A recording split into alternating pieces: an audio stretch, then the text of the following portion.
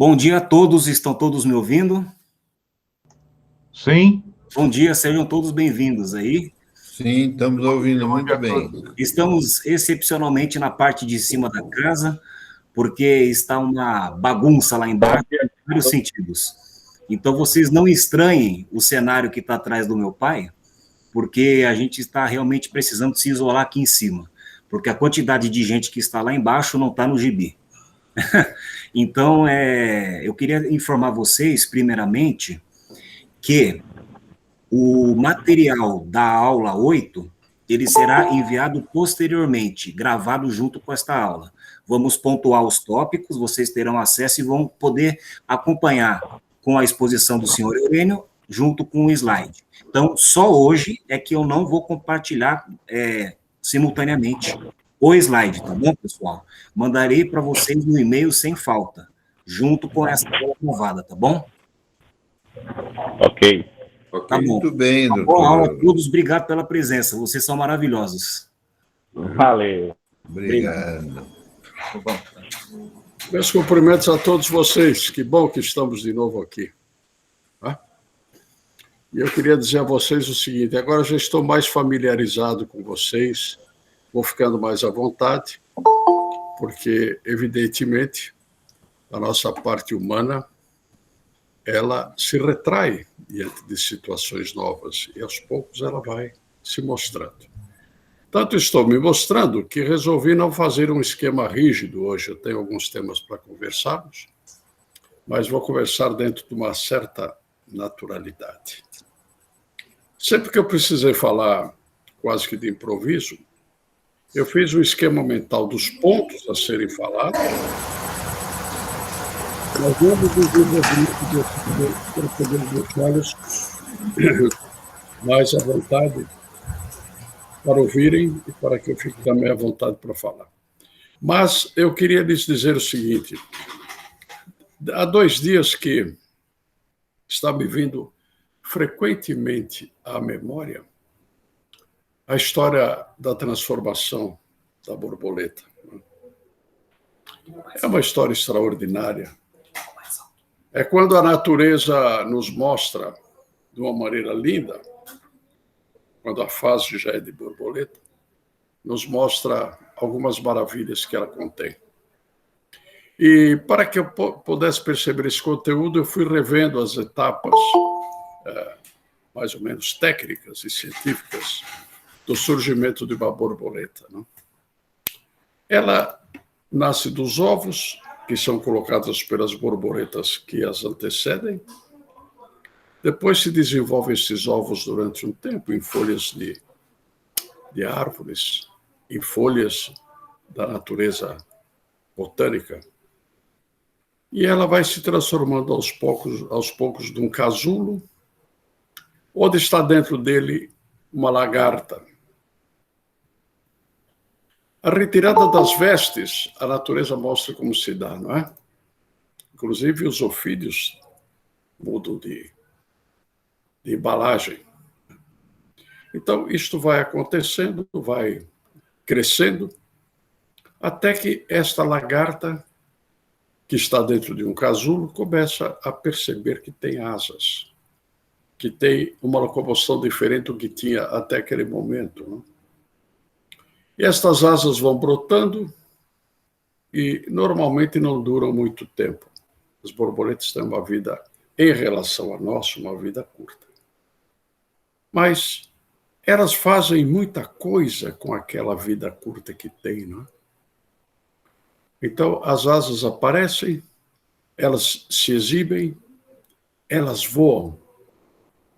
O Deus Ar as acolhe. Elas voam, e voando elas vão espalhando e, inclusive, polinizando outras situações, e vão se mostrando e vão cumprindo o seu ciclo. As borboletas trazem uma simbologia muito significativa para a vida humana. Vão cumprindo o seu ciclo, vão aqui, ali, acolá. São às vezes pequenas, ínfimas, às vezes são enormes. As asas são de um colorido notável, às vezes são pálidas. Porque nada disso tem grande importância, porque a grande metamorfose se passa dentro da borboleta. É isso que precisa acontecer conosco. É uma grande metamorfose, uma grande mudança, a mudança de etapas inéditas. E ela vai conhecendo os seus arredores, vai conhecendo novas plantas, novas circunstâncias, e a borboleta vai se desenvolvendo e vai se desprendendo do próprio mundo. Ela vai começando ao bater suas asas, criar o seu próprio mundo. Então, quando eu lhes falo da mutação, ou da metamorfose, se assim quisermos, eu falo no sentido de que vocês possam modificar as vidas que vocês têm.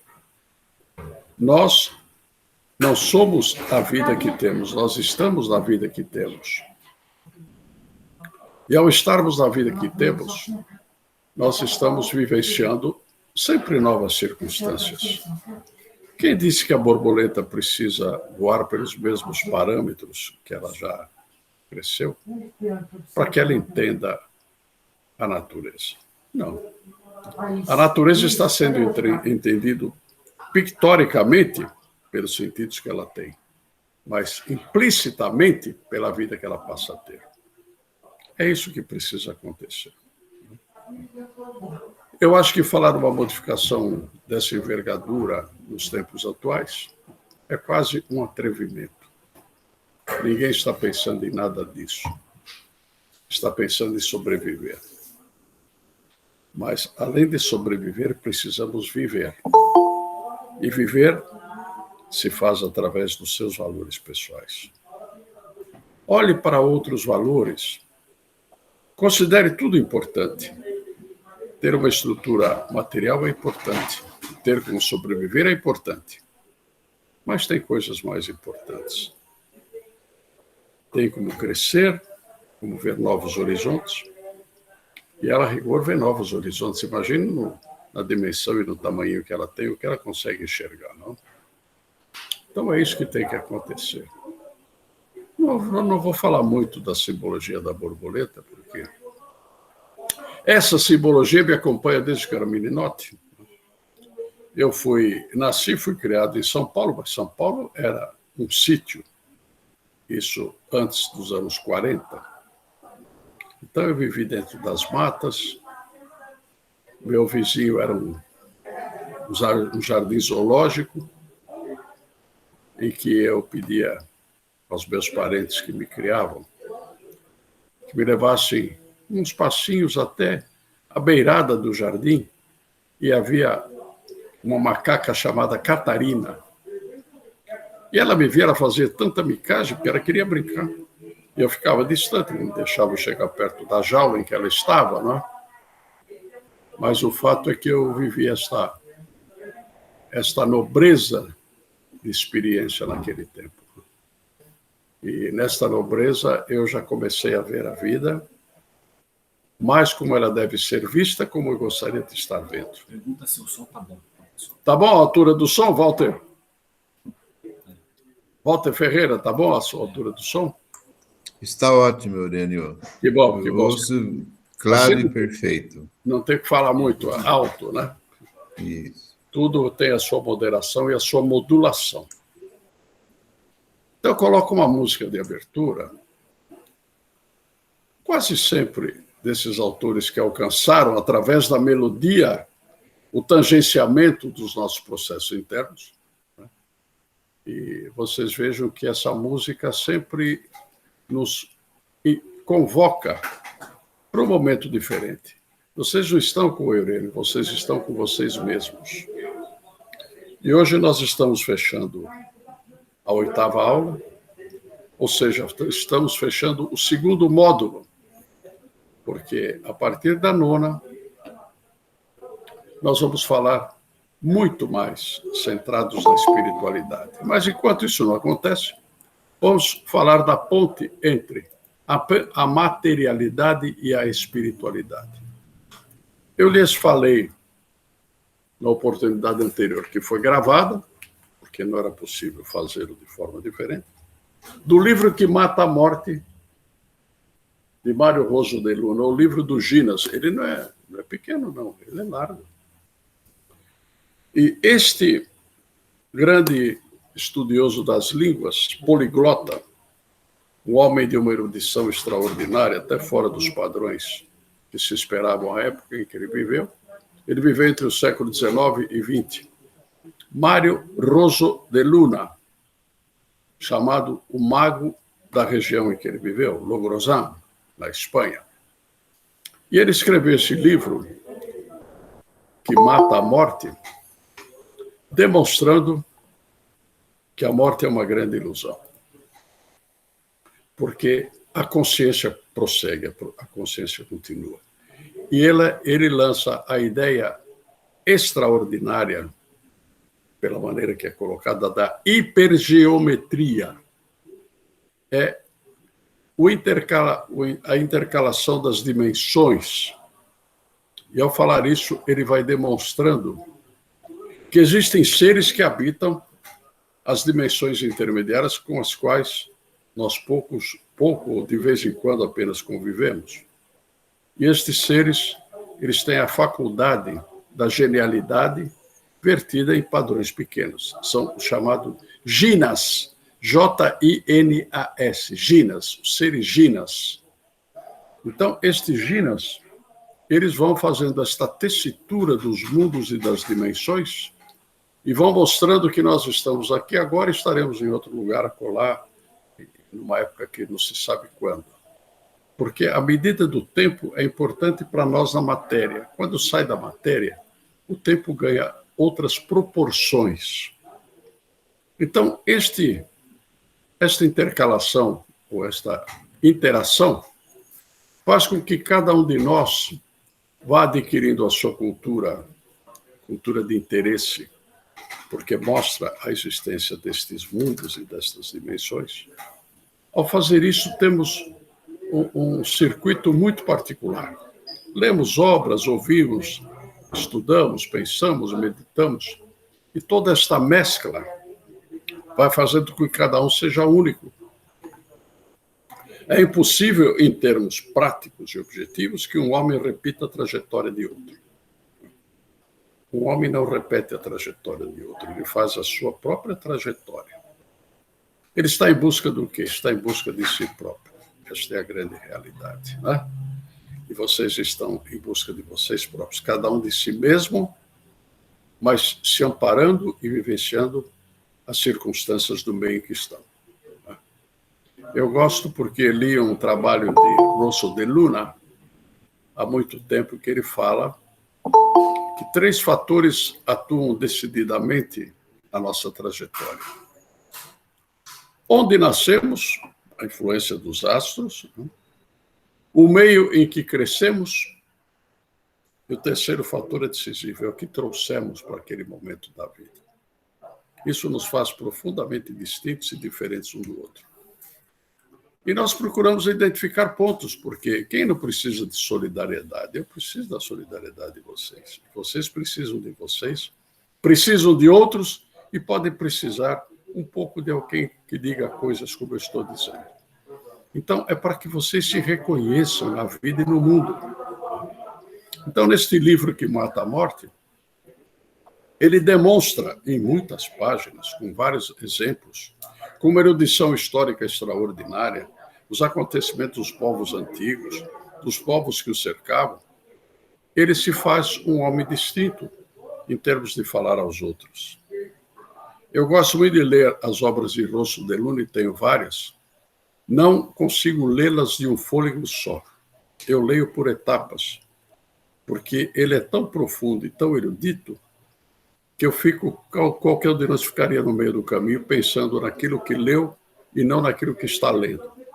Então ele traz passado, presente e futuro dentro de uma proporção só.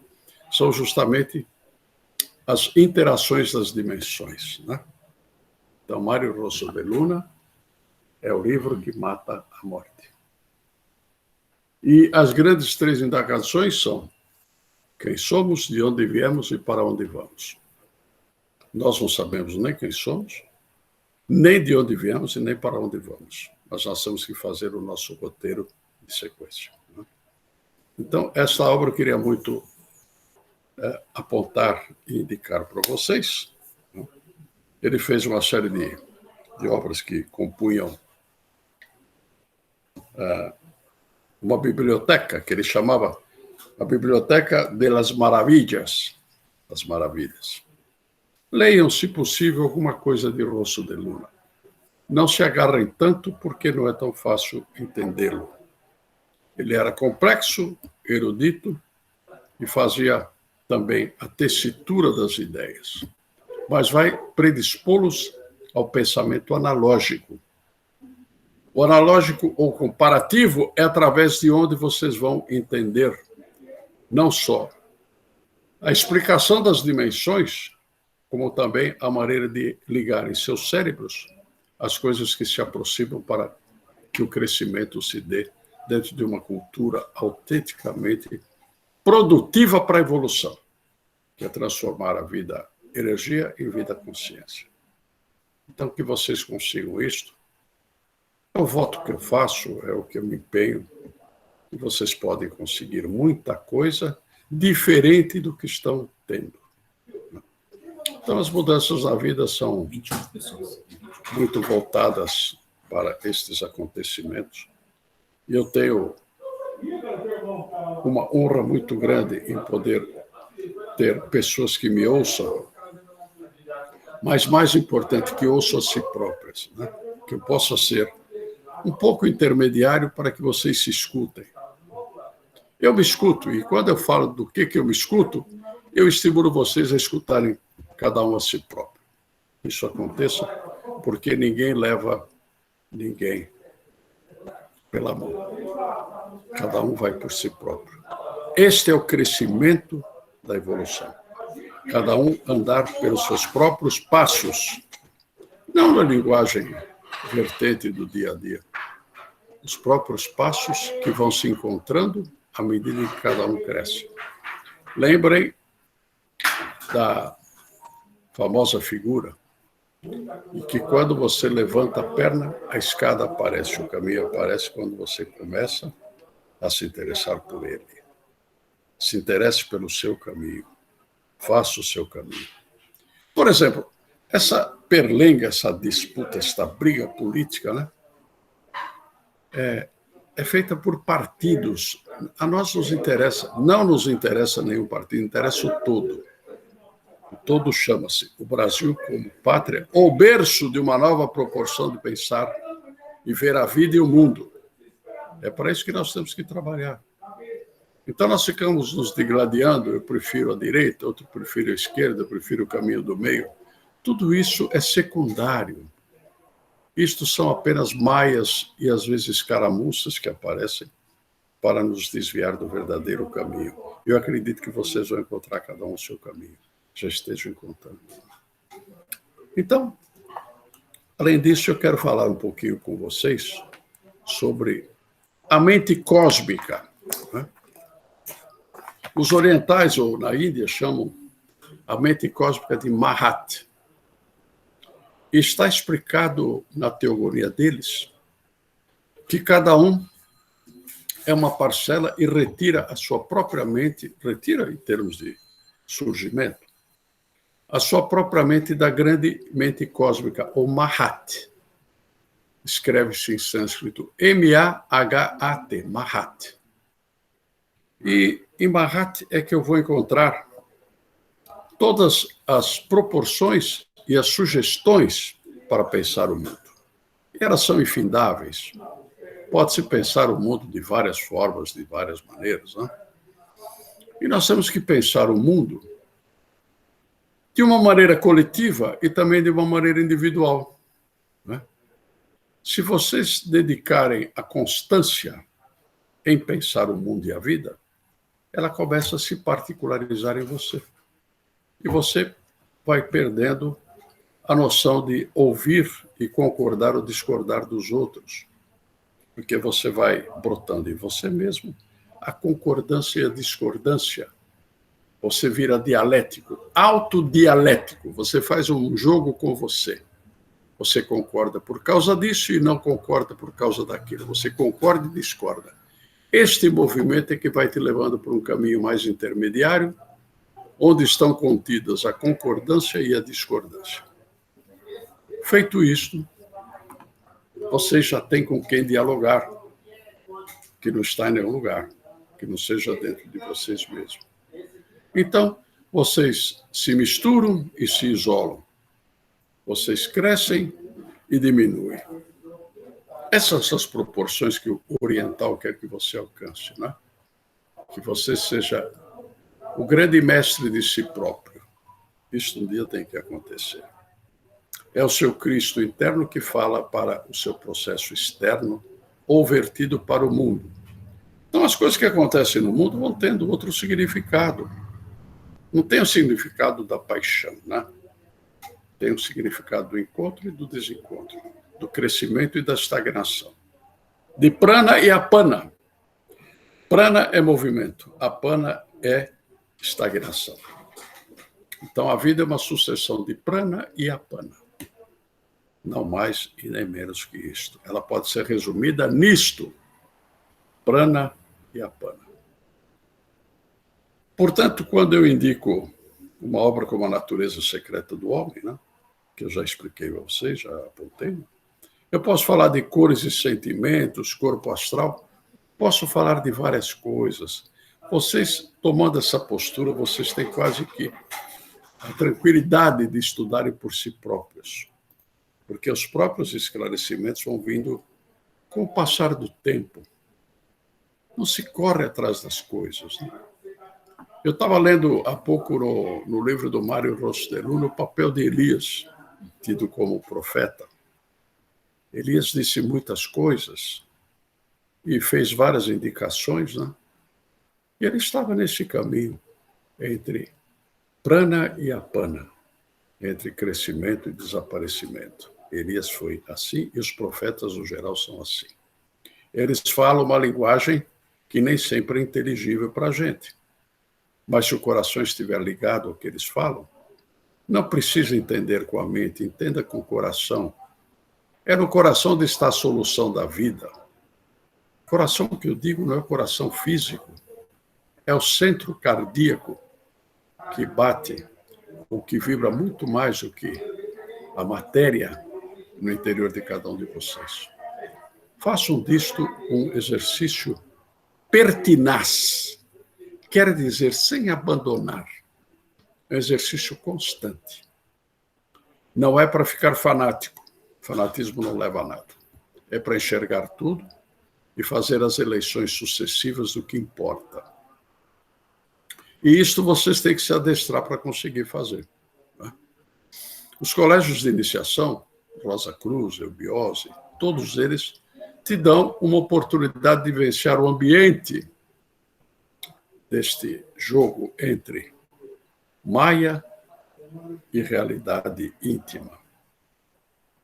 Esses colégios todos fazem isso. Vocês passam a viver uma vida diferenciada daquela que está no mundo. Mas não para ficar na vida diferenciada que está no mundo, para levar para o mundo essa vida diferenciada que está lhes fazendo bem e está lhes fazendo crescer. Então, ainda li uma frase essa semana, que quando você vivencia é que você constata. Não é quando você estuda. Isto é só mental. Quando você conclui, quando você se aparta das paixões, isto ainda é um processo de alma. Vocês têm que chegar a um processo de espírito. Não é uma indiferença, é uma notabilização diferenciada que está dentro de vocês. E é isso que eu acredito. Eu tenho convicção. Se eu não tivesse convicção disso, eu estaria contando uma história talvez muito bonita, ser muito ouvido. Alguma erudição eu tenho, mas não é isso que importa. Importa que isto dê um resultado prático em suas vidas. Um resultado objetivo. Isso que eu queria falar. Então, eu andei nesse meu livro 2, né? Capa Azul Índigo, estudando um pouco os sentimentos e as manifestações humanas, né? E falei, em certa ocasião desse livro, sobre gratidão caridade, compaixão e piedade. Não são a mesma coisa, são coisas muito diferentes. Então, na gratidão, você demonstra que está feliz e, como a palavra está dizendo, você está agradecendo aquilo que você recebeu. Você pode agradecer diretamente ou obliquamente, indiretamente. A maior gratidão que os seres superiores esperam receber é de você ter entendido e ser grato pelo que receberam e verter em vários princípios da sua vida o que recebeu. Quando você faz isso, você não está sendo ingrato, você não está sendo ofensivo. Ainda que você não acenda velas ou queime incensos, você está praticando, no miudinho, como dizem, a gratidão. E ainda que você tenha muita coisa extraordinária, você é um homem de posses, querido em vários quadrantes, se você não pratica a gratidão, você não vai chegar a quase nada. Você vai crescer na matéria. Você tem que crescer também no espírito. Não é proibido crescer na matéria, desde que você entenda o crescimento do espírito e o faça concomitante com a matéria. Sobre este tema é que nós vamos ingressar no módulo 3, né? Que vão nas aulas da 9 à aula 13. Nós vamos falar vários ângulos deste temário, né? Certa ocasião me perguntaram como eu pratico a modificação do meu coração. Se você não chamar o seu íntimo, seu coração se modifica para quem vê, mas não se modifica para você. Ele só modifica para você quando você pratica aquilo que você está realizando dentro de você e por você. Qual é o intermediário disso? Você. Qual é a meta disso? Você. Então, seja a meta de si próprio. Né? É importante. E aí, eu fui falando, né? Gratidão, reconhecimento, etc., vem do latim gratus, que é agradecido, né? Dar as boas-vindas, etc., né? Depois eu falo da caridade. A caridade vem do latim caros, apreciado, querido, de alto preço, que também originou o substantivo carícia. É uma ideia de benevolência, de complacência, de beneficência, ou beneficência, se quiser. Então, surge através de um dom a caridade. Depois eu falo da compaixão, né? Compaixão, eu tenho uma amiga que deve estar assistindo o curso, ela não gosta muito de compaixão porque tem paixão no meio. Paixão tem alguma atitude em que a emoção supera muitas coisas, né? Então, a compaixão, ela é emotiva, emocional, é uma equiparação ou um étimo em que as pessoas se solidarizam, às vezes deixando o pensamento e a forma de solucionar, mas estão solidárias. É a compaixão. É o processo empático da percepção do que está acontecendo com o outro. Você só consegue essa empatia quando você cria miríades de possibilidades na sua maneira de sentir, várias, e algumas identificam o que a pessoa está passando, e você tem por ela uma compaixão. Os Budas fazem isso, eles são chamados Budas de compaixão, porque é pela solidariedade que eles edificam o próximo. É uma maneira maravilhosa de fazer as coisas, mas tem uma parte emocional que, quando entra a condição humana, esta parte emocional se sobreleva e supera as outras. Então, não é sempre o processo de se agir na vida. A caridade, a compaixão, são emoções que você tem que fazer quando você está consciente de que caridade você está fazendo, consciente de que compaixão você está abraçando. E, finalmente, eu falo da piedade, né? O Pius, alguns papas se chamaram de Pio, né?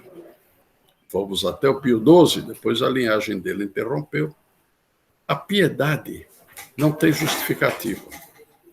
Ela é uma plenitude de querer o bem do próximo. Então, talvez seja a piedade o passo mais largo, mais importante e mais próximo de chegar a Deus e de levar os outros próximos de Deus. É a piedade. O homem piedoso, ele não mede nada. É a piedade.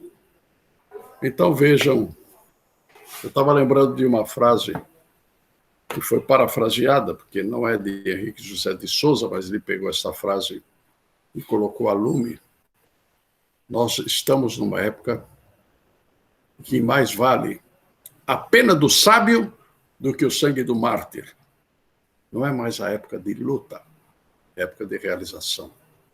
E na realização, você escreve para que as pessoas entendam, através de um processo de identificação.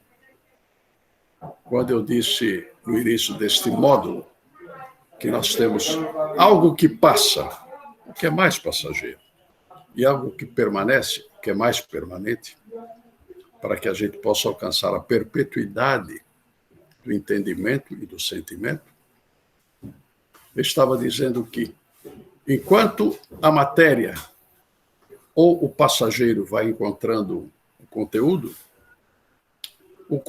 vai se tornando menos conteúdo, mas apenas um conteúdo proporcional àquilo que você entendeu e está realizando, e o continente vai se fundindo ao conteúdo, e o conteúdo vai se ingressando no continente, e esses dois fatores vão se entrelaçando, e vai surgindo uma nova proporção e um novo ser.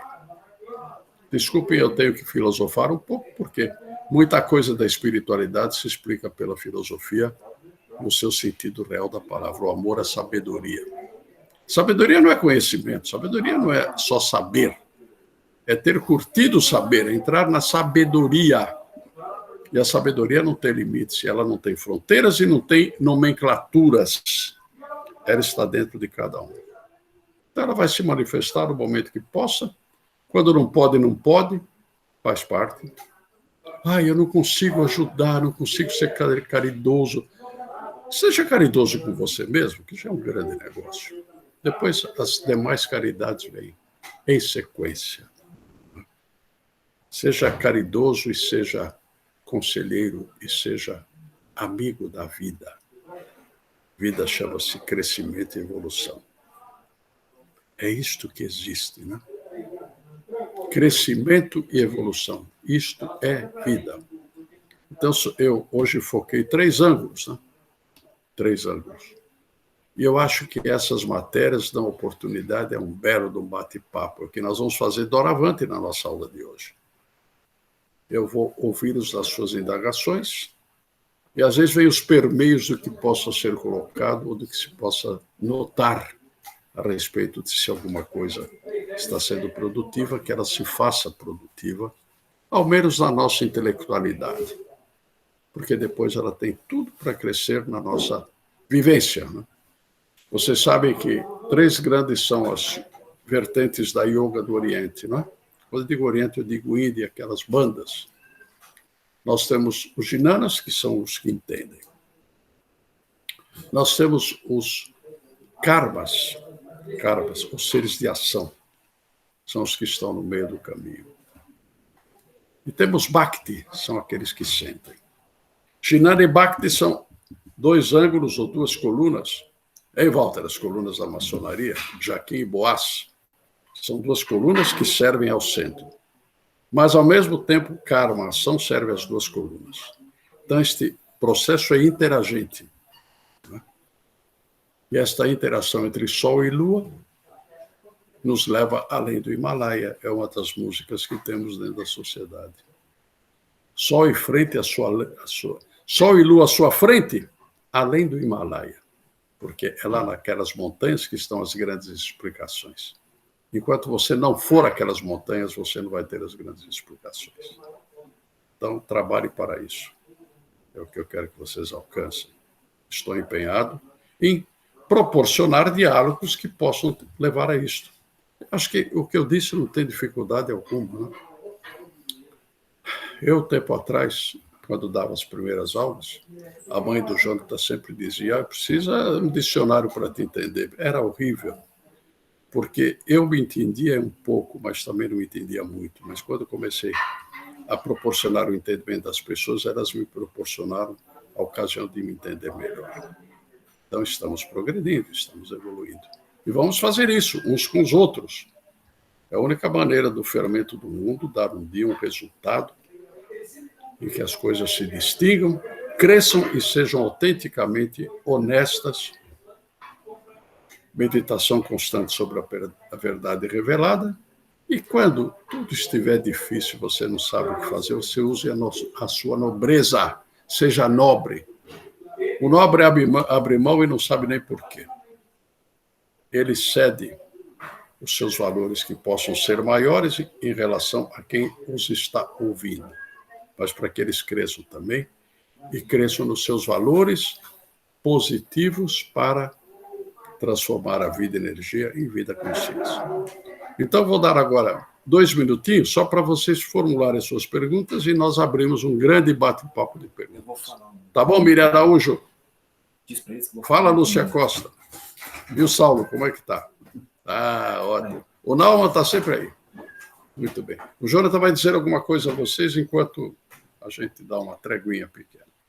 Daqui, a gente vai deixar daqui a pouco 2 minutos para vocês poderem formular algum comentário, alguma pergunta. Eu tenho feito o seguinte, eu sempre mando 2 tipos de gravação. Uma gravação só exclusiva do Eurênio através do YouTube. E outra gravação somente do Google Meet.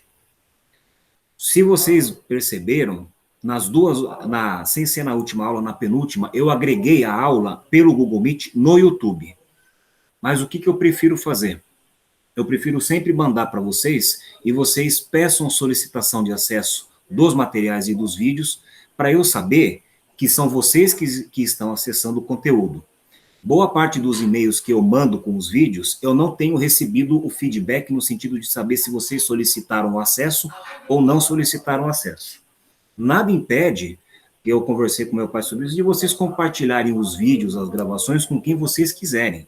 É um direito de vocês. Eu faço para nosso controle, porque o nosso medo é o conteúdo cair, às vezes, na mão de terceiros desconhecidos, usarem indevidamente a gravação, porque acontece muito isso, de usarem a gravação, um ilustre desconhecido pega a gravação do meu pai, manda para qualquer canal, vincula como se fosse do meu pai, e até meu pai explicar para vocês, para o público que ele tem no canal dele, e para a Sociedade Brasileira de Obiose, a qual ele é diretor, que não foi ele que programou dessa forma, é muito difícil. Não se tem controle na internet praticamente de nada. Então, eu sempre prefiro mandar do e-mail para vocês solicitarem o acesso da gravação e do material. Se vocês estão tendo transtorno, problemas de acesso, vocês sempre mandem um e-mail. Eu fico 24 horas por dia com o celular praticamente, só no acesso a ele de madrugada, de manhãzinha até tarde da noite, eu estou sempre olhando os e-mails. Qualquer necessidade que vocês tiverem de ajuste, de correção, vocês podem mandar um e-mail para a gente. Eu só faço assim para o controle, porque eu quero ter uma noção de quantas pessoas estão acessando as gravações e se tem e-mail desconhecido. Não recebi pedido de e-mail desconhecido, mas geralmente eu rejeito quando isso acontece. Então, para vocês entenderem que a gente prefere fazer assim, os conteúdos são para vocês, destinados para os inscritos, né? E eu sempre vou fazer 2 gravações. Hoje não, eu só vou fazer a gravação pelo Google Meet, que eu vou vincular depois com o material à parte. Mas da 9ª aula até a 13ª, que são os próximos encontros, eu sempre vou fazer gravação à parte só pelo YouTube e outra pelo Google Meet, porque tem gente que não gosta de ter que acessar sempre a gravação pelo YouTube também. Então, eu só queria passar esse recado para vocês. O contato nosso, o auxílio técnico que eu puder prestar, vocês podem me mandar e-mail, questionamentos, tá? É o retorno que eu vou procurar sempre dar para vocês o mais rápido possível, para que vocês estejam razoavelmente atendidos e satisfeitos naquilo que vocês estão procurando. Tá? Eu agradeço aí a atenção de vocês, só queria dar esse recado. Então, a gente vai dar 2 minutinhos, né, para o pessoal poder... A gente já vem, então. Até já, Diogo.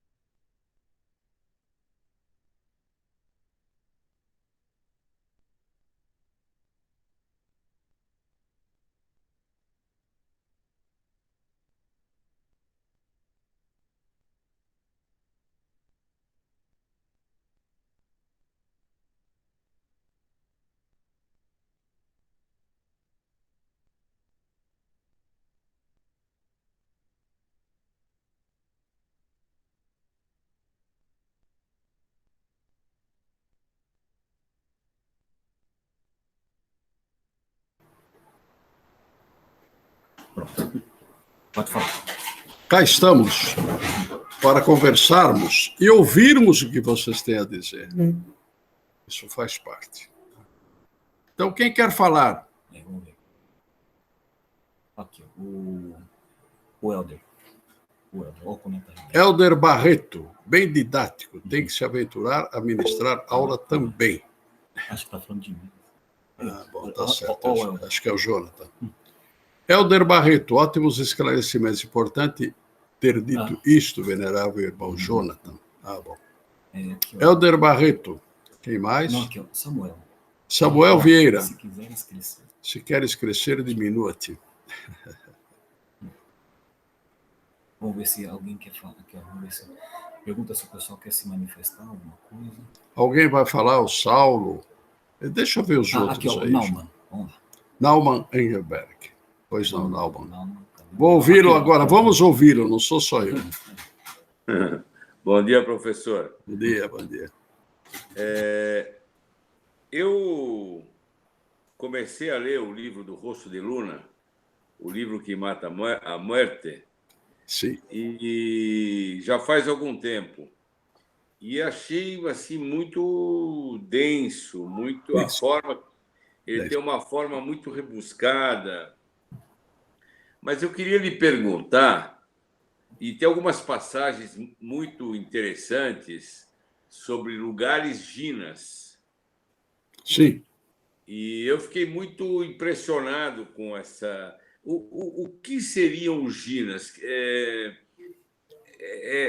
Seriam, digamos, um tipo de seres diferentes? Tem também os seres físicos jinas, mas o importante é a região jina, é aquela que está intimamente ligada a outras dimensões. Se eu não tivesse passado por pelo menos 3 experiências jinas, eu não poderia falar delas. Mas agora que eu passei, eu também não consigo falar. Mas é o seguinte, muda a dimensão. Você está em 2 lugares ao mesmo tempo, tá? Você está consciente da sua matéria, mas também está inconsciente da sua matéria ao mesmo tempo. E sem que isso seja morboso, como dizem os italianos, sem que isso seja uma doença, né? Porque são os estados mórbidos que acontecem. Eu vou aproveitar que você está falando, Laima, e dizer alguma coisa sobre as egrégoras, né? Porque as egrégoras... Eu depois vou ingressar nas egrégoras para as de natureza espiritual. Mas as egrégoras são formas de pensamento que são formadas pela maneira que nós vemos as coisas, pensamos e concepcionamos. Esta somatória das formas de pensamento formam um corpo vivo, porque egrégora em grego quer dizer ser que vigia. E ele passa a ser vigilante sobre os seus pensamentos. Vigilante entre aspas, né? Então, muitos casos, eu comecei a decifrar muitos casos de aterosclerose. Os médicos não encontravam fundamento orgânico para a aterosclerose. Mas, assim, esse fundamento psíquico, psicomental. São pessoas que se agregam, começam a dizer coisas, e quem sabe o Alzheimer tem até alguns lampejos dessa dificuldade, mas por aquele ser que os está vigiando, porque eles alimentaram aquelas ideias muito tempo. Tem as egrégoras que são positivas para crescimento e as egrégoras que são negativas. Os vícios, no geral, se ligam a egrégoras negativas, porque impedem que você exercite a sua vontade, a sua visão e o seu conhecimento. Então, quando se conhece e se admite o mundo das egrégoras, né? Hoje em dia se aportuguesa tudo, o mundo egregórico. Quando você começa a estudar isso, você vê que você precisa estar muito desvinculado de tudo, porque senão você vai ser conduzido e não vai ter consciência, que é muito difícil, né? Não vai ter consciência. O Jonathan está me mostrando aqui, desculpe, é só para emendar o que você estava dizendo. Vejam, agora o estudo que tem que ser feito. O grande livro da pineal, que é o mais recente, e pineal, a glândula da vida espiritual. Esta glândula pineal é a grande entrada, porque a própria ciência está desconfiada disso, para a vida espiritual. Eu não vou sintetizar, né? Eu não vou sintetizar um processo numa glândula, mas que ela é o portal. que vai abrir novas dimensões a todos é: eu não vou fazer exercícios para uma glândula, mas preciso, eu comprei esses livros recentemente, preciso estudar e entender como isso acontece. Esta aqui, quem toma parte é um amigo meu, médico, né? É o Celso Batello, ele e um grupo, né? A coordenação é dele. E eu já dei uma folheada e já descobri muita coisa aqui. Então, doenças, diabetes, etc., estão muito ligados a esse desenvolver ou embotar da glândula pineal. Mas isso é um universo novo de estudos, né?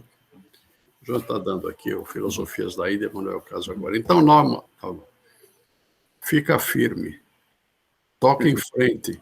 Você não vai entender muita coisa de Rosto de Luna, mas com o tempo você vai conseguir introduzir as ideias dele. Ele é muito erudito e ele é complexo para escrever. Ele escreve muita coisa e você não consegue absorver, porque eu também não consegui durante muitos anos, né? Mas ele escreveu sobre Wagner, mitólogo e ocultista. Ele intercala várias ideias, por que Wagner é mitólogo e por que ele se tornou um ocultista, ou já era um ocultista, que através da música mostrou a mitologia, que também é a trajetória da alma. Então, tudo isso vai se fazendo. Não é assim em pouco tempo, isso depende de tempo. Mas parabéns, porque você é um valente, viu? Para estudar Rosto de Luna, você é um valente. Vai em frente. Mas, Fala. mas voltando ao Ginas, Sim. existe, então, um grupo de seres, hoje, seres humanos encarnados, e que são de descendência Gina. Que tem uma influência e são porta-vozes de Ginas. Depende muito da evolução de cada um, das circunstâncias, da oportunidade temporal em que isso está acontecendo, da região em que estão. A região é muito importante. Então, existem na face da Terra regiões Ginas, né? Em que você vai e a dimensão já passa a ser outra e você só sente alguma coisa esquisita, não sabe bem o que é. Muitas pessoas têm inconsciência disso, mas passam por essa experiência. Então, é realmente um mundo novo de visão que a gente precisa alcançar. Parabéns, Nago. Não, imagina. Obrigado. Obrigado. O Helder fez um comentário. Helder, pode ler para mim, Jonathan. Vou fazer a leitura. O Helder Barreto perguntou o seguinte: gostaria de saber se pode dizer algo a respeito da pureza. Teremos uma palestra a respeito, hoje às 20h15, com o venerável irmão Geraldo Mendes, que conviveu com o professor Henrique José de Souza, e tenho meditado bastante a respeito. Para mim, o que considero de uma pureza translúcida, gostaria de escutá-lo falar um pouco a respeito da pureza. Ponto 2, do Helder. Agora refiro-me ao venerável instrutor Eurênio, que inclusive em certa ocasião foi reconhecido como sendo da linha sacerdotal, ligado à pureza intimamente. O Helder Barreto é da Sociedade Brasileira de Obiose. Oi, Helder, que bom que você vai ouvir esse nosso irmão antigo, que vai dizer muita coisa sobre a pureza. Pureza não é ter ideias impuras apenas. Apesar de que as ideias possam ser, em termos de mundo, impuras ou classificadas de impuras, elas são vistas com uma certa infantilidade. Aquilo não é para levar a nada. O coração vai se desobrigando e ele vai enxergando apenas o caminho da subida em relação ao espírito. Isto é pureza, né? São seres que depois até vão se tornando um pouco claros e vão se tornando até translúcidos, porque a pureza ela tem a sua translucidez, ela aparece. Mais puro é o homem que não tem intenção de prejudicar qualquer ser vivente, é um homem que tem apenas o destino de fazer as coisas para que todos cresçam. Aí é que está a pureza. Não tenho muito para dizer. Ser puro é não saber explicar por que é puro, mas que é puro é. Tá bom? Pois não, meu querido. Agora o Jonathan saiu daqui, eu tenho que dar oportunidade de outra pergunta. Quem é, Jonathan? Marco Aurélio Pires. Então, Peraí, subir isso aí. Perfeito, Helder, eu agradeceu. Daqui a pouco eu chamo o Marco Aurélio. Vamos ver quem está chamando aqui. A Viviane Machado. Por favor, Viviane, aparece. Onde é que você está?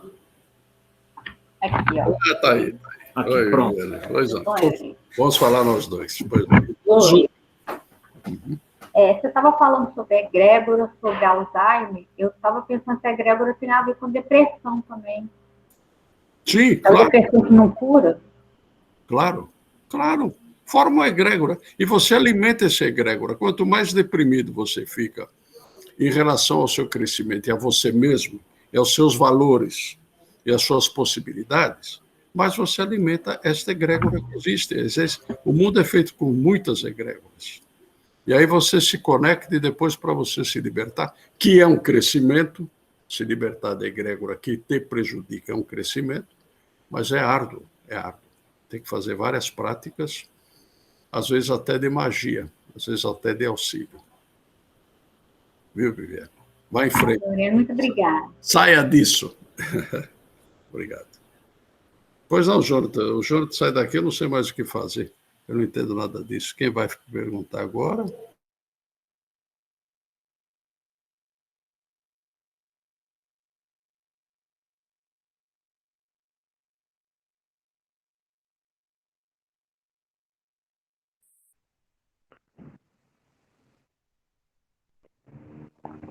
Acho que ele saiu. Mas aqui tem Samuel, professor Eurênio.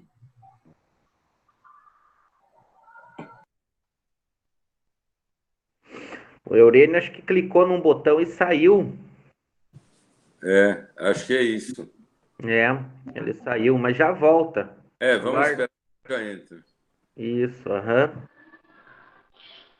Pessoal, enquanto a gente aguarda o professor a voltar, de repente eu acabo lançando aqui uma ideia para a gente comentar aqui entre o grupo, que é o seguinte, lembrando do que Krishnamurti falava, que a verdade é uma terra sem caminhos, eu confesso que às vezes assim eu pelo menos me sinto um pouco angustiado com essa visão, com essa realidade, porque se a verdade é uma terra sem caminhos, como a gente encontra o caminho da verdade interna, entendeu?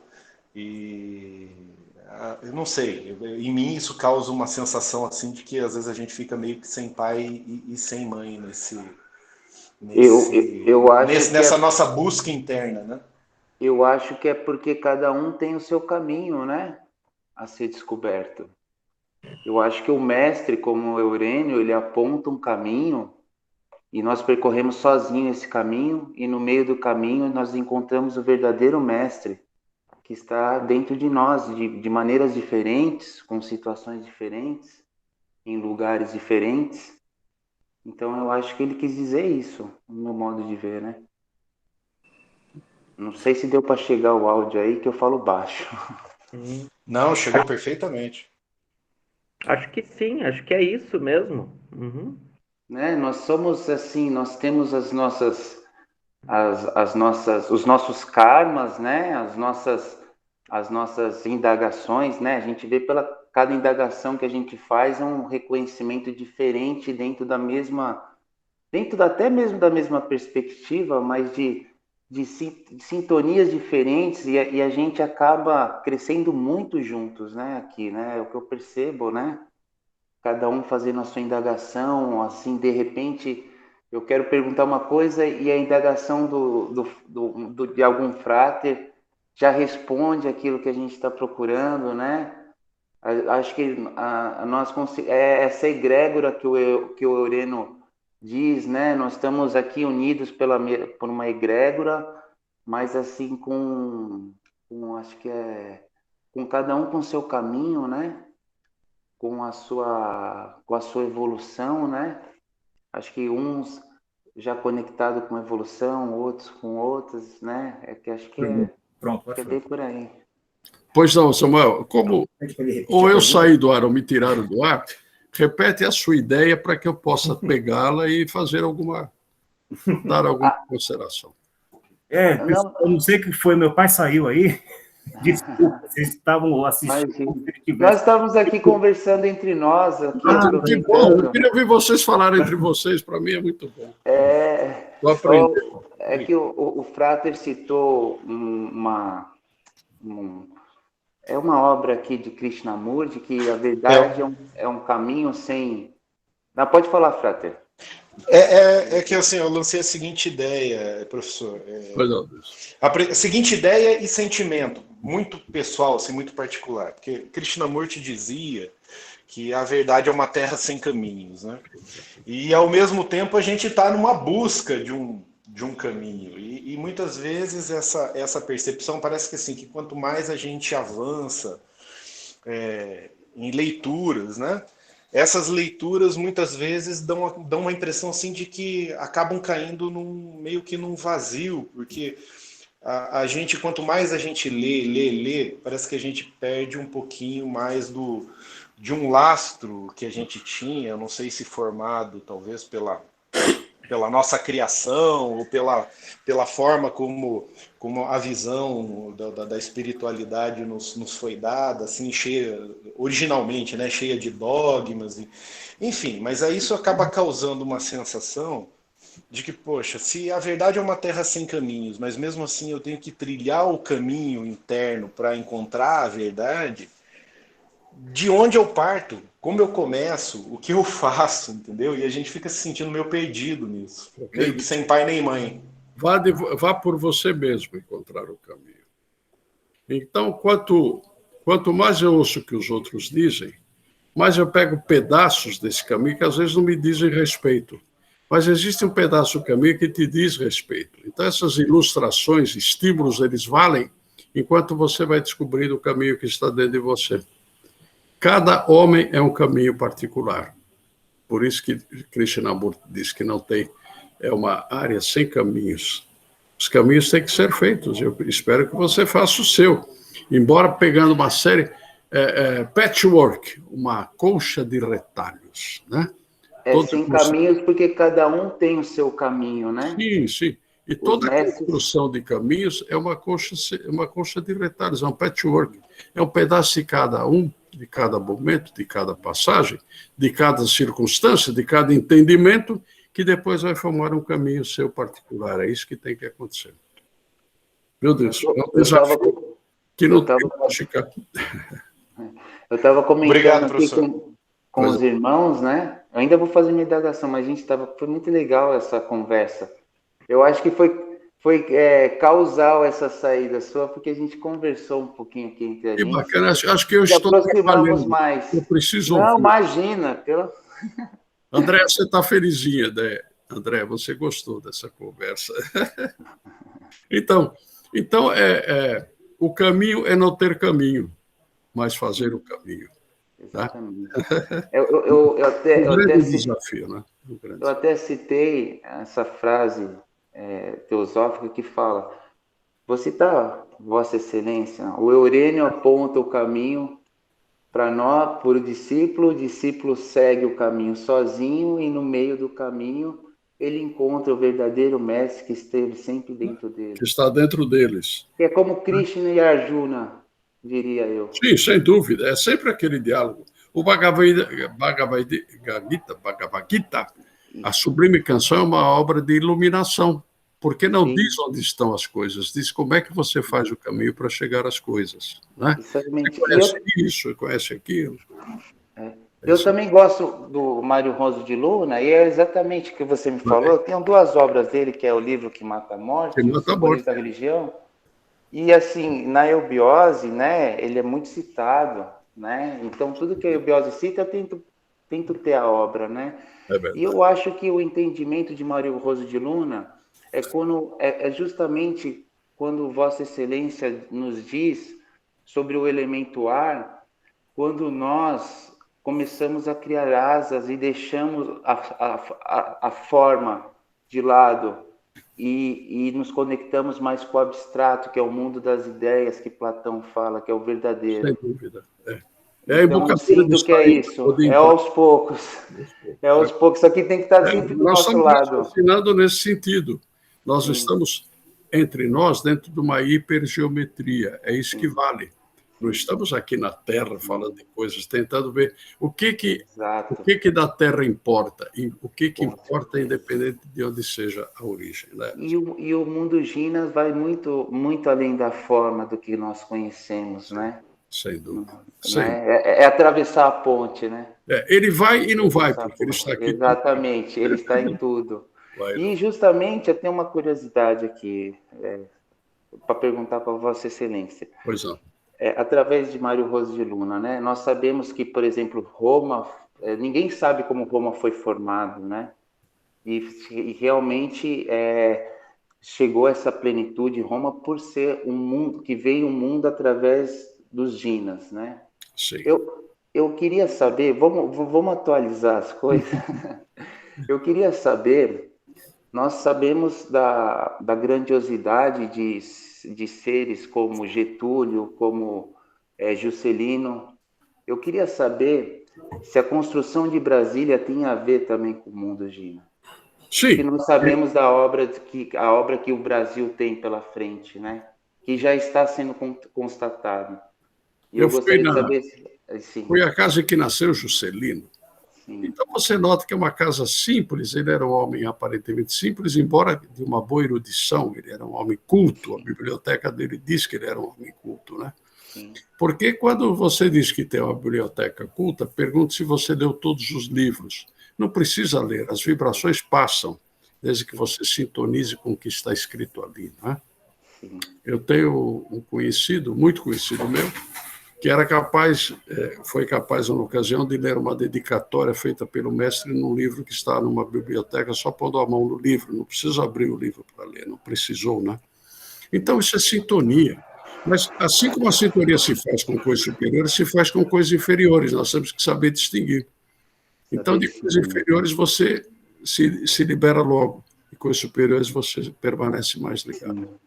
E é o que Vossa Excelência fala quando nós não devemos mais fazer um mártir da nossa vida, porque nós sabemos que estamos na era de Aquário, e justamente o elemento ar é o elemento das ideias, é o elemento, na verdade, é assim, deixa eu ver se eu posso, da minha forma, ter compreendido. Digamos que não devemos ser mais um guerreiro, e sim um mago, que sabe transmutar as coisas dentro da gente. Sim, claro. Não um lutador que seja um sanguinário. Nós precisamos transformar o sangue na mutação da elevação, né? Esse é o mistério do sangue. Obrigado. Namastê aos irmãos. Obrigado pela essa união, essa egrégora positiva que nós temos, né? Que estamos aí já em E o privilégio de ter Vossa Excelência aí como maestro aqui da regente do nosso caminho. Samuel, você é muito educado, porque eu fui excelência o tempo que fui juiz, não sou mais. Mas continua sendo. Não, estou distante disso. Tá? Excelsior, Enio. Excelsior. Obrigado. Deixa eu ver agora com quem eu vou falar. Obrigado, Samuel. Aqui, ó, o Renato Genter. Renato, onde está você? Cadê o Renato? Aqui minha telinha pequena. Renato. Opa, bom dia. Oi, bom dia, Renato. Estão me ouvindo? Olá, tudo em ordem. Assim, eu vou devagar aqui um pouco, e aí eu deixo à disposição para os nossos professores, colegas, pontuarem a respeito do tema da egrégora, né? Eu tenho entendido a formação das egrégoras, né? Nesse processo de sintonia, como o professor falou, a gente tem como um rádio que sintoniza as diversas estações.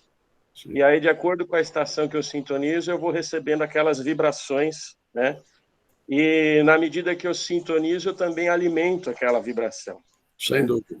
Então, aí a egrégora, ela pode ser positiva no sentido de que ela me leva àquilo que eu anseio, né? Eu sintonizo aquela vibração e aí eu participo daquela egrégora. E ela pode ser prejudicial no sentido de eu já ter condições de partir para um momento mais sutil, mas eu ainda me ligo àquilo por geralmente por questão de paixões, né? Sim. Eu faço a comparação como uma escola, por exemplo. Eu entro na primeira série, aprendo a ler, escrever, as 4 operações, mas se eu já tenho condições de ir para a segunda série, para a terceira série, e eu não vou, né? Fico me repetindo só na primeira série, às vezes por causa dos colegas. Todos os meus colegas repetiram de ano, então eu quero repetir zona de conforto. Também. Você está confortável lá. Então, aí a egrégora passa a ser a bloquear o nosso desenvolvimento, né? Então, é a constante dualidade do se envolver e desenvolver, né? Isso. Então, na medida que eu não me desenvolvo, a egrégora me limita, né? E assim como agora a gente está nesse grupo, a gente está somando as nossas sintonias, né? A soma das nossas sintonias materializou a ideia do professor de criar esse curso, né? E reunir todos nós nesse momento comum, né? Mas, conforme a gente for desenvolvendo, se a nossa egrégora não se desenvolver junto com a gente, ela passa a nos limitar. Claro, é o que ela quer fazer, porque ela tem seus limites que nem foram colocados por nós, mas pelos que participam da egrégora. Então, você tem que se liberar dela, não é?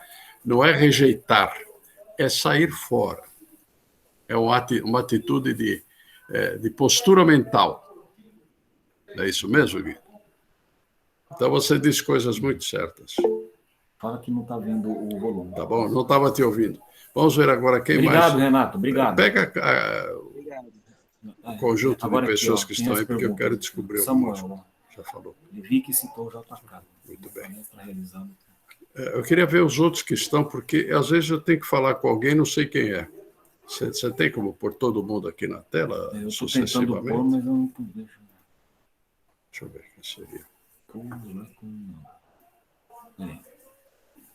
Aqui eu estou tentando abrir. Deixa eu ver. Tem gente que não está aparecendo na tela, não sei por quê. Não, tem gente que não aparece. Tá certo. Fala pro... Pessoal, a ideia do Google Meet, né, além da gravação ter uma qualidade razoável, é possibilitar a interação de vocês direto com o Eurênio. Então, vocês não precisam obrigatoriamente colocar a imagem de vocês, mas vocês podem interagir. Acionam o som de vocês, podem fazer as perguntas, passar um pouco da experiência de vocês, da vivência de vocês, porque a ideia do Google Meet é aproximar o professor Eurênio de vocês mesmo. Tem outras plataformas boas, mas eu acredito que o Google Meet viabiliza muito mais essa interação.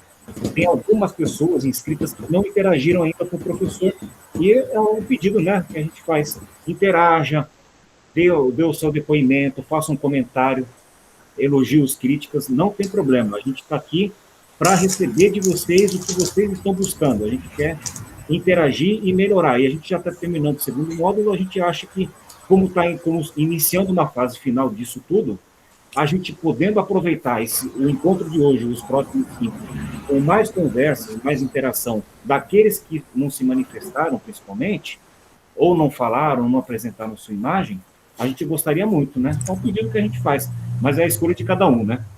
Direito de som e imagem cabe a cada um, né? Se a pessoa não se sente à vontade, também a gente não vai insistir, tá bom? Se alguém quiser falar? Vamos ver. Aqui, ó, o Walter.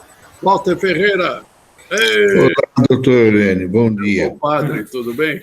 Tudo na paz. Por que você é meu compadre? Porque eu fui examinador de seu filho na USP. Isso, João Gabriel. Isso, somos compadres. E sou muito grato por isso. Não tem gratidão, foi o valor dele. Doutor Eurênio, sim. Eu gostaria, se fosse possível, o senhor falar do aspecto oculto do Juscelino Kubitschek e do outro que o senhor citou aí, o Getúlio Vargas. É possível? Alguma coisinha, porque eu não sei tudo, mas sei alguma coisinha. Uhum. Juscelino, ele esteve ligado a um faraó do Egito. Por isso que ele trazia toda uma condição de percepção e de concepção do que poderia ser o país do futuro. E essa ligação que ele teve, nunca se pode dizer que ele foi um faraó, Não é assim que se fala. Ele esteve ligado à egrégora de um faraó. Ele podia ser uma projeção tucuística, ou seja, um valor que saiu da concepção deste faraó e que trouxe aquela vocação de fazer uma nova cidade, uma nova, quem sabe, uma Heliópolis, uma Tebas, ou quem sabe até uma cidade de Cunaton. Ele trouxe esse trabalho. Então, ele próprio não tinha consciência disto, mas sabia que estava ligado porque ele percebia que isto dentro dele era grandioso. Uhum. E ele foi... Sabe o que faz um homem grandioso? A sua honestidade. E ele foi honesto naquilo que ele fez. Foi produtivo e foi carinhoso e caritativo com tudo que deveria fazer. Essa é a figura de Juscelino. Dizem até que ele veio de outros mundos.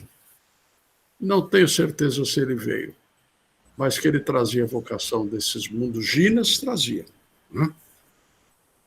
E sobre Getúlio Dornelles Vargas, ele era filho físico de um adepto. Então ele trouxe tudo isso dentro da genética dele. E esse adepto era preparado para preparar o Brasil. Uhum. Ele fez muita coisa, foi tido como um ditador, mas ele fez tudo com o sentido realmente de que o Brasil pudesse ser uma projeção por si próprio. Fazer um país que se projete por si próprio é ter a coragem de mexer com grandes estruturas às quais não convém que isso aconteça. Né? Então ele trouxe essa vocação.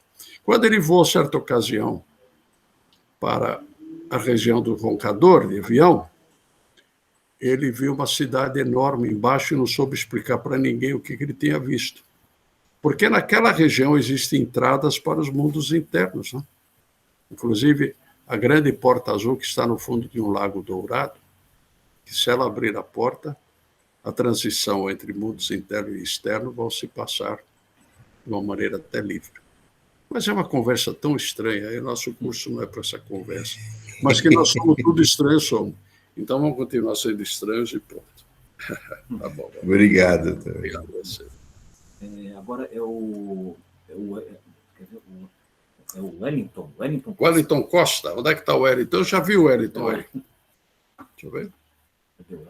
Não faz mal. Professor, Pode aqui, falar. Né? Aqui, ó, pronto. Oi, Wellington. Pois é. Bom dia. Bom dia. A minha indagação seria relativa à aula que ficou gravada na semana passada, não sei se é o caso. Foi apresentado as leis, né? E sempre quando eu penso na lei karma e dharma, né, causa e efeito, me vem muito a ideia do atributo tempo, né? Aí eu queria saber do senhor se poderia contribuir alguma explanação sobre a importância do tempo no processo evolutivo, como lidar com isso de uma maneira, não da forma, vamos dizer assim, que a gente costuma abordar, mas sim de uma visão mais esotérica ou ocultista do tempo. Obrigado. Sim. Vamos dizer assim, na dimensão em que estamos todos conversando aqui, o tempo tem o seu valor, porque ele faz uma medição, ele faz um compasso, ele faz os ciclos, né? Então, eu diria o seguinte, à medida que você ingressa para a dimensão que é a quarta, o tempo vai desaparecendo, porque tem a quarta dimensão, eu diria assim, aspas, tem o seu próprio tempo. Então, você vive em mais um lugar, em um local, mais aqui em um lugar, ao mesmo tempo. Parece que lá não é possível que exista a confusão do tempo. Aqui é possível. Se você está chupando um sorvete, você não está consertando uma máquina. Lá não. Lá você pode fazer tudo ao mesmo não tempo. Pronto. Deu para entender, Wellington? Não dá para falar muito mais disso. Tá. Só uma pergunta. Eu dizer que a diferença entre karma e dharma seria entendido como tempo? Ou... Não. Eles são profundamente identificados. Um é imutável naquele ciclo, chama-se o dharma. É imutável para todas as épocas, mas para aquele ciclo marca o início de uma prática e o fim de uma prática que vai levar você a vencer o ciclo. Você tem que vencer o ciclo. E o karma faz a ação. Seria como um mensageiro. Ele faz os ajustes. Então, são, a rigor, se eu for falar a rigor mesmo, são a mesma coisa. Apenas que um é Dharma e outro é Karma. Tá bom? Ok. Ok, obrigado. Obrigado a você. Agora, a Andrea De Brito. De Brito Sabino. A Andréia fala com ela tanto tempo. De Onde é que você Santos, está, né? André? André de Santos, né? O gorrinho dela é o show. Lá em Santos, o frio deve estar fazendo uns 25 graus, mas está um dia. Positivo. Bom dia, pessoal. Bom dia. Realmente é muito gostoso essa interação, porque a gente, assim, não tem com quem conversar a respeito dessas coisas. Né? Não tem, não. É muito difícil. Não tem. Então, é um caminhar, assim, solitário e muito virtual mesmo, né? Seja através da internet ou do livro. Então, quando a gente consegue ouvir, assim, as indagações, os pensamentos, as reflexões, né? Dos irmãos aqui, dos amigos, é muito gostoso. Assim. Bem. Dentro dessa pergunta, um pouco, assim, que o Wellington fez, eu tive dando uma olhada esses dias e para entender um pouco melhor, né, como nós chegamos aqui, né? Eu vi uma palestra sobre os estudos da professora Helena Blavatsky, né? Sim. Para entender, né, o que era o Para-Brahman, o Pralaya, tudo isso, e tudo isso, assim, abre muito a minha mente, né? Sim. Só que a nossa mente concreta, ela quer pregar peças, né? Sim. Porque quando você começa a refletir sobre esse tempo todo, sobre esses milhões de anos, até trilhões de anos, né? Que um Manvantara, né? Possa ter, você fica, nossa, mas qual que é o meu papel, né? Por que eu vou fazer tudo isso? Por que eu vou estudar tudo isso? Se depois tudo, ao fim, vai se repetir. Então, isso é até uma peça da nossa mente, né? Sim. Para nos travar. E eu tenho muito, assim, uma conexão interna comigo, né? Eu sempre pergunto, assim, o Espírito Santo, o eu superior, o nome que cada um, né, dá, o que eu posso aprender agora? O que você pode me trazer agora, né? E eu sempre obtenho uma resposta. Sim. E quando eu estava pensando tudo isso, e nessa peça da mente concreta, né? Porque isso pode te trazer um desânimo. Me veio a seguinte questão, assim, que tem essa fala de transformar vida e energia em vida consciente. Então, assim, realmente esse é um papel nosso, né? Enquanto aqui, né? Nessa encarnação, nessa vida. Eu queria que o senhor, se pudesse, assim, explicar um pouquinho melhor como a gente faz isso, ou dar um ou dois exemplos, para trazer isso, assim, para o real aqui, né? Para o prático, porque a gente fica estudando, a gente quer, a gente deseja. Eu me alegro muito, assim, eu vejo que o meu espírito, assim, ele fica exultante quando a gente tem essas conversas, entra nesses temas todos que a gente tem abordado, né? Eu já entendi que a coisa não é aqui. Ela não é e é. Ela é e não é, ao mesmo tempo. Ela não é e é. Então, quando ela é aqui, como nós podemos transformar essa vida e energia em vida consciente nos nossos atos práticos do dia a dia, né? Porque a gente vive cercado de pessoas tão inconscientes, tão imaturas, tão ainda assim envoltas em tantas camadas, né? Que a gente se sente muito solitário e às vezes a mente concreta vem pegar uma peça dessas. Para quê? Você já está transformando a sua vida energia em vida consciência. Só que quando a vida espia a vida, ela tem uma visão. Quando a consciência espia a vida, tem outra visão. E quando a consciência espia a consciência na vida, tem outra visão. Então você vai ter mais uma visão ao mesmo tempo. Se fosse simples, todo mundo matava a charada, mas é complexo para que cada um possa crescer. Viu? Então, prossiga nessa transformação constante, exatamente estar perdido, porque não sabe o que é consciência e o que é energia. Mas é para isso acontecer. Sinto muito. Fico feliz que isso esteja acontecendo. André, tem uma questão que eu sempre falei para o meu pai, né? O mais difícil é você saber, naquele momento da sua vida, o que é karma e o que é livre-arbítrio. Como uma coisa está atrelada à outra, o desafio, um dos maiores desafios da vida é esse. Isso é karma ou é livre-arbítrio? O karma surgiu porque o livre-arbítrio foi exercido, ou o livre-arbítrio surgiu de um karma já existente? Talvez as duas coisas. Mas aí você saber o que é um, o que é outro, é o que vai te dar suporte para você saber o que é certo e o que é errado. Eu acho que é um, né? Em tese é uma maravilha falar isso, mas na prática... Você vai ter o conhecimento do karma sendo o karma. Pronto. Seja o karma. Sim, uma coisa que eu... Isso é tudo explicação por parecência. Mas precisa ser este cerne que está dentro de você. Desperte isto que você não vai saber explicar para ninguém, mas você vai entender, entre aspas. Ok. Quem André mais? está sempre ativo aí. Obrigado, André. Obrigado.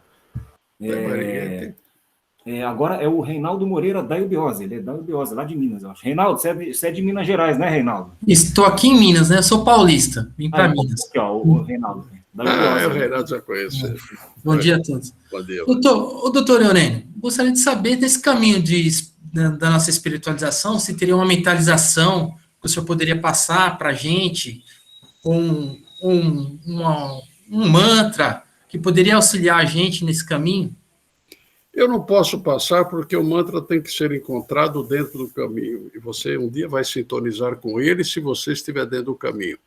Agora, esses seres, para que nós pudéssemos chegar até aqui, os construtores cósmicos, eles meditaram durante milênios. Não foi pouco tempo, não. Em termos de tempo, né? Estamos falando de tempo.